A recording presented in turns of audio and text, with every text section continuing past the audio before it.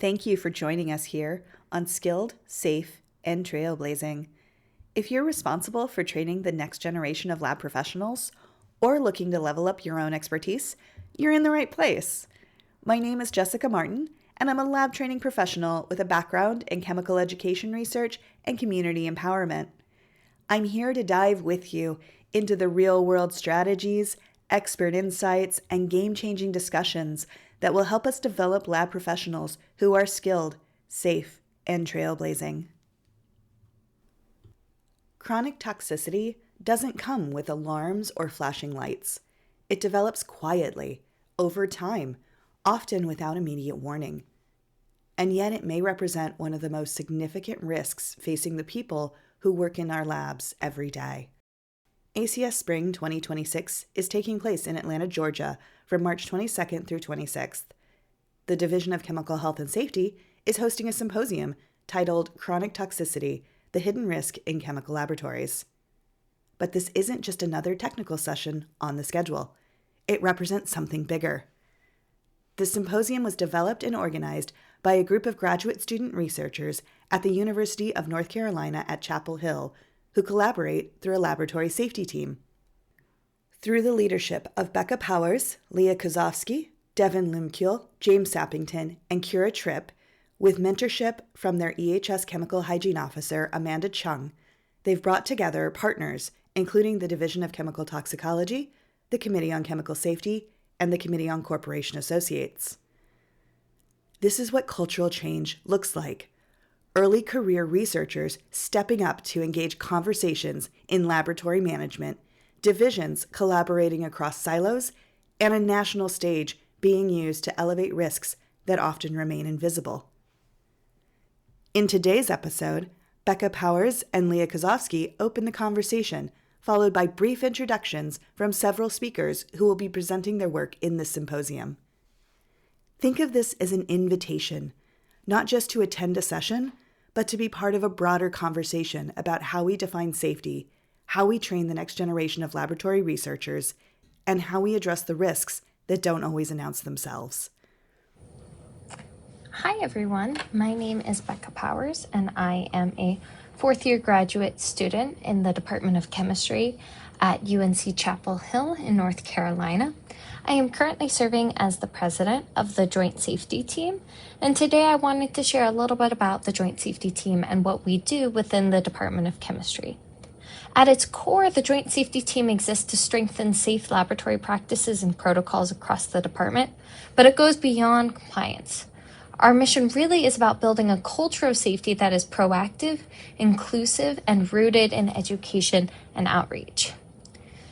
The Joint Safety Team truly is a joint effort. We bring together faculty and students to collaborate on safety initiatives, and that shared perspective helps us think practically about what labs actually need and how to support people at every level, from undergraduates to graduate researchers to faculty members. We work through a few different avenues. Our one major focus is developing and implementing departmental safety initiatives. We collaborate closely with our department and our university's EHS research labs and teaching labs to address safety concerns and continuously improve practices. We also organize semesterly lab safety officer trainings to strengthen communication and provide support for LSOs across the department. Education is a big part of what we do. We run safety workshops, especially aimed at supporting incoming graduate students. Our Education and Communication Committee develops hands-on training for emergency scenarios, contributes regularly to departmental newsletters, and creates safety moments that can be shared across labs. They are also working on conflict resolution training to better prepare TAs for real-world situations. Across all of this, our goal is simple. We want safety to be embedded in the culture of our department and to be utilized widely and consistently within each lab. We are incredibly excited to host the upcoming symposium at ACS. It is a great opportunity to bring together members of our community, share ideas, and continue pushing forward safety education and outreaches in the chemical sciences. Thank you all so much for tuning in, and we hope to see you at ACS in just about a month or so. Hi everyone, my name is Leah Kozovsky and I'm currently a fourth-year graduate student in the Department of Chemistry at UNC Chapel Hill. I serve as the Vice President of the Joint Safety Team, or JST, here at UNC. You already heard from our President Becca about the initiatives and goals of the Joint Safety Team in general, and I'm excited to share more about the symposium that we are hosting at the American Chemical Society Conference in Atlanta, Georgia this spring. We first learned about the opportunity for graduate students to host a symposium from our Environmental Health and Safety Chemical Hygiene Officer, Dr. Amanda Chung. Around that time, many of our labs were navigating more intensive testing requirements and updated protocols following new regulations on the solvent dichloromethane. Experiencing the impacts of these policy changes firsthand highlighted some disconnects in communication and understanding between policymakers, academic researchers, and industrial chemists. Specifically, we witnessed confusion about the reasoning behind stricter guidelines for some solvents over others, and broader issues about safety culture in general. With that in mind, we felt that hosting a symposium focused on mitigating chronic toxicity in the chemical workplace would provide a space for voices from different sectors to discuss these challenges. Chronic toxicity is especially interesting to us because unlike more immediate hazards such as flammability or high pressure, where harm is obvious and repercussions are immediate, chronic exposure can be subtle and cumulative, increasing in risk over time. We submitted our abstract on this topic back in July, and we are really excited about its acceptance. Throughout the fall, our team of graduate students has worked hard to solicit abstract submissions from a diverse group of speakers, and we're thrilled to host 12 speakers across industry, academia, and government. Given the interdisciplinary spirit of this event, the symposium is jointly sponsored by ACS Division of Chemical Health and Safety and the ACS Division of Toxicology. The symposium will take place on Wednesday, March 25th, with a morning session from 8 a.m. to 11:05 a.m., and an afternoon session from 2 p.m. to 4:50 p.m. Both sessions will be held in room B212 at the Georgia World Congress Center in Atlanta, Georgia. If you'll be attending ACS in Atlanta this March, we would love to see you there. Thank you so much for your time, and we hope to see you in Atlanta. Hi everyone, my name is Amanda Pitt, and I'm a third-year chemistry PhD student at the University of Connecticut. Alongside my research, I also serve as the current president of the University of Connecticut Joint Safety Team, where I work closely with students, faculty, and environmental health and safety to improve how we think about and practice laboratory safety. I will be presenting at the American Chemical Society's Spring 2026 meeting, and I'm excited to share some work that sits right at the intersection of safety, education, and research culture. Laboratory safety is something we can all agree is very important, but how we teach it doesn't always align with how people actually learn. For many graduate students, especially first-year students, safety training is often a series of online modules or one-time lectures. They check the boxes, pass a quiz, and suddenly they're in a real research lab expected to recognize hazards in real time, with real consequences. At UConn, our joint safety team partnered with Environmental Health and Safety to ask a simple question. What if we taught safety the same way we expect students to practice it, actively, visually, and collaboratively? The result was an interactive research safety workshop designed specifically for first-year chemistry graduate students. Instead of sitting in a classroom, students rotated through a series of staged laboratory stations, each station intentionally set up with realistic safety violations, such as improper chemical storage, missing or incorrect PPE, waste disposal errors, and general lab conduct issues that many of us have seen or maybe even experienced ourselves. Students worked in small groups and used guided worksheets to identify hazards, discuss what was wrong, and think through how they would address those issues in a real lab environment. Importantly, this isn't about calling people out or creating gotcha moments. It's about building observational skills and confidence in recognizing unsafe practices before they become normalized. In my ACS presentation, I'll walk through how this workshop was designed, how it was implemented with limited resources, and what outcomes we observed. I'll also talk about how this model can be adapted by other institutions to help build a stronger and more sustainable culture of safety. Ultimately, this work is about shifting the mindset from safety training as a hurdle to clear to safety as a shared, active responsibility that grows alongside scientific independence. If you're interested in the topics covered in this talk and practical ways to improve safety engagement in academic labs, you can hear more during my full presentation at ACS 2026. My name is Penny Antoniou, and I'm a specialist for the Chemical Guardian program at Ansel. I received my master's in materials chemistry from William Patterson University, and I have experience not only working in the PPE industry as a provider, but also I've worked in labs as an end user of PPE myself. My talk is titled Cumulative Permeation, a Piece of the PPE Selection Puzzle.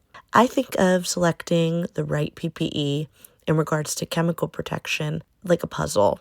There are a lot of pieces that need to fit together to make a glove or a bodysuit fit or make sure that it's the right choice. So the Chemical Guardian program uses experts and data such as permeation breakthrough times and cumulative permeation to help in putting those pieces together. So I'll talk a little bit about the different types of chemical interactions that can happen with PPE and also give a sneak peek into the Chemical Guardian platform. I can't wait to share more during my talk, and I look forward to speaking with everyone there. Hi, everyone. My name is Dan Scungio. Many people know me as Dan the Lab Safety Man. I've spent many years working in and around laboratory safety. First, as a medical laboratory scientist, then I did some work as a lab safety officer for a hospital system, and now I work as a national consultant, speaker, and educator focused entirely on improving the lab safety culture everywhere I go. Over the past couple of decades, I've worked with hospital labs, research facilities, public health labs, veterinary diagnostics, and academic institutions. Across all of those environments, they have very different missions and very different funding models. But I've seen something that's been consistent. Safety failures are rarely dramatic at first. They're slow, they're subtle, and they're cumulative. And that's exactly what my upcoming talk at ACS is going to explore. The title of my presentation is going to be Toxic Legacy, the Cost of Chronically Poor Lab Safety. When people think about lab safety hazards, they almost always imagine a dramatic event, an explosion, a major chemical spill, something catastrophic. But in reality, the most damaging safety failures aren't sudden. They develop over time. They begin with small deviations in behaviors in the lab. Like, a fume hood sash left a little too high, an unlabeled peroxide-forming chemical, there's some clutter slowly accumulating in the containment areas, or maybe an experienced chemist is deciding PPE is optional just this once. Individually, those behaviors don't feel catastrophic. In fact, they often feel efficient, practical, harmless, until they're not. So in this session, I'm going to talk about the concept of a toxic legacy. And by that, I don't just mean chemical contamination. I mean the long-term cultural and operational consequences that are going to form when unsafe behaviors become normalized. When shortcuts are tolerated repeatedly, they stop looking like shortcuts. They start looking like standard practice in the lab. And that's when the risk multiplies. One of the key ideas I'm going to discuss is the cost pyramid of safety. At the bottom of that pyramid are unsafe acts and normalized deviations, the small things that feel insignificant. Above that are near misses. Above that, recordable injuries. And at the very top, those catastrophic events. Every catastrophic event starts at the bottom of that pyramid. If we ignore the base, we eventually pay for it at the top. I'm hoping another major takeaway from the talk is how the hierarchy of controls really applies to chemical laboratories. Chemists understand hazard properties. They understand reaction kinetics. They understand containment theory. But sometimes in a busy lab, we default to PPE as our primary defense. If PPE is your primary control, you're already at the weakest layer of protection. So we're going to explore how engineering controls, administrative systems, and leadership modeling have to work together, and how chronically poor safety often represents a breakdown in systems, not just individual behavior. I'm also going to share some real-world incident examples involving peroxide formers and a few other things, fume hood misuse, things like that. Not to create fear, but I'm telling those stories to demonstrate how small process gaps can lead to serious harm. Because the true cost of poor safety isn't just medical treatment or even regulatory fines. It can be things like grant disruption, research delays, increased insurance costs, difficulty recruiting talent, and an erosion of your professional credibility. Yeah, as chemists, we understand the value of credibility. One of my favorite analogies in the presentation is what I call the safety bank account. Every laboratory has one. You're either making deposits through audits, maintenance, training, leadership visibility, or you're making withdrawals through tolerated shortcuts and deferred corrections. Eventually, accounts can run negative. When they do, the next incident shouldn't be a surprise. It's kind of the predictable outcome of those accumulated withdrawals. One of the most important messages I want to leave with people with this talk is this: chronic poor safety is not bad luck. It's a predictable trajectory. If you want to know what your lab's future looks like, examine what you're tolerating today. So we'll dig much deeper into these case studies, explore some practical risk reduction strategies, and we're going to discuss how to design safety systems that are sustainable, not personality dependent, not reactive, but structured and measurable. The goal isn't perfection, it's predictability. Safety, like chemistry, follows laws. And when we respect those laws, we protect not just people, but the long-term integrity of our laboratories. So I hope this topic resonates with you. I invite you to attend the full session at the American Chemical Society meeting, where we're going to explore these concepts in much greater depth and walk away with practical strategies you can implement immediately. Thank you for listening, and I look forward to seeing many of you at ACS. Remember, safety isn't serendipity, it's science. My name is Dr. Jason Nagy, and I am a clinical laboratory scientist by training. My journey in laboratory science began at the Virginia Commonwealth University Health System in Richmond, Virginia. There, I worked part-time in clinical chemistry while I completed my bachelor's and master's in clinical laboratory science. After earning my ASCP, Medical Technologist certification, I transitioned over to the immunology department. There, I had the opportunity to work across several, specialized areas, and these included virology and infectious disease testing. Now, it was there that I truly discovered my passion for laboratory safety. Not as a checklist, not as an obligation, but as a powerful system of tools and behaviors designed to protect people, to preserve accuracy, and overall to ensure that every single member of the laboratory team can go home safely at the end of the day. As a young laboratorian, I was eager to dive into my career, but standing between me and full independence was a lengthy, extremely thorough and scrutinizing training process. From day one of my training, it was clear that mastery was not optional. It was expected. Of course, we all know in theory that bloodborne pathogens pose a serious risk, or that, a chemical exposure can cause acute or chronic harm. But what I quickly learned is that true laboratory safety goes far beyond awareness. It requires understanding, and it requires context. And it also requires the ability to recognize the hidden risks that we face every single day. In the lab, we work shoulder to shoulder with materials that can harm us, sometimes immediately, sometimes slowly, cumulatively, over time. This danger is always present, even when it doesn't feel dramatic, which means knowing the risk, knowing how to work safely around it, and knowing how to respond when, not if, something goes wrong, that's going to become essential to our survival. When it comes to training, it meant demonstrating not just how to properly don and doff your PPE, but showing that the trainee really appreciates why it mattered. It meant more than memorizing protocols. It meant recognizing the consequences of not following them. And as my career progressed, as I began to see something important, while acute risk gets a lot of attention, that slow building effect of poor safety habits, inadequate training, and repeated small exposures, those are all often overlooked. Those small failures do add up. They accumulate. And over time, they can become just as dangerous as any chemical spill or bloodborne pathogen exposure. This whole idea, the accumulation effect, this is at the center of my presentation for the ACS session entitled Chronic Toxicity, the Hidden Risk in Chemical Labs.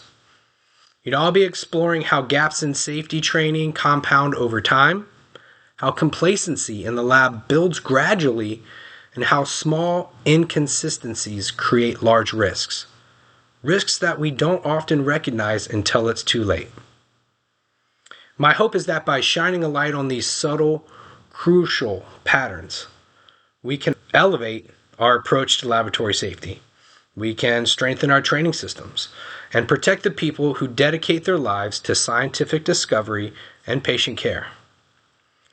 So I look forward to seeing you on March 25th at 10:20 a.m., where we will continue this discussion as I present my talk entitled Accumulation Effect: How Poor Safety Training Compounds Over Time. What you just heard are only glimpses of the conversations happening in this symposium. And this is about more than a single session at ACS Spring 2026, or at least we hope so. It's about expanding who is in the conversation about laboratory safety. Graduate student researchers were drawn to organize this symposium because of the conversations happening among their colleagues. And they connected collaboratively with safety professionals to develop a meaningful conversation for their fellow laboratory workers.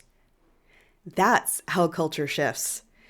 If you'll be in Atlanta, attend Chronic Toxicity, the Hidden Risk in Chemical Laboratories on March 25th. If not, start the conversation where you are. If you would like to connect, I have included links to the LinkedIn profiles of the organizers and the speakers highlighted in this episode in the show notes. Thank you for all you do to develop lab workers who are skilled, safe, and trailblazing. Skilled, safe, and trailblazing is meant for those working in labs or training others to do so. The information shared here is a starting point, not a complete guide or legal standard. We've done our best to use reliable sources, but we make no guarantees about accuracy or completeness. Always follow local, state, and federal laws and consult legal or safety experts if you have questions.